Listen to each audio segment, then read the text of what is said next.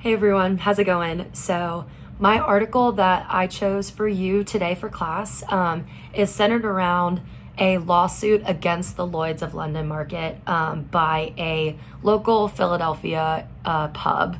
It's called Taps and Bourbon on Terrace. And basically, the Philadelphia suit was brought up by them against underwriters at Lloyd's and against Mainline Insurance Office, which is an insurance agency.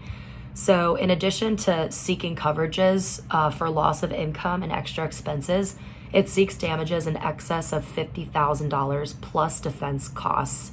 The ruling is one of the few out of more than 1,000 business interruption lawsuits with an early ruling favoring the plaintiff. And usually, judges have been more often granted insurers' motions to dismiss, is what the article says. So, the plaintiff alleges that its inability to inhabit its property and conduct normal business operations amounted to a direct physical loss for insurance purposes.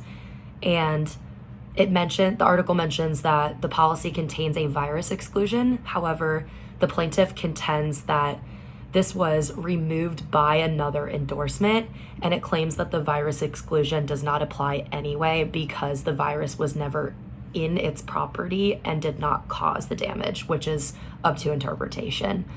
Lloyd's denied this claim, arguing that there was no direct physical loss as the policy requires. It also claimed that the civil authority provision did not apply, but the virus exclusion did apply. In seeking to hold its insurance agency responsible, the restaurant had argued that if there is no coverage, the agency is guilty of, quote, carelessness and negligence in failing to secure the coverage and or failing to warn that the claim would be denied by Lloyd's.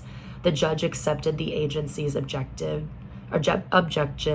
to be included in the suit. So, as you guys know, many insurers have an exclusion in their standard policy form that specifically excludes coverage for damages caused by or resulting from a virus, kind of like what we saw with SARS and now COVID-19 during this pandemic. So, my question for the class, in hearing both sides of the argument and knowing what we know regarding what the policy form explicitly states, in what ways, in your opinion, will underwriters respond to backlash from this exclusion, and do you believe it will be revised or altered? Thanks, guys.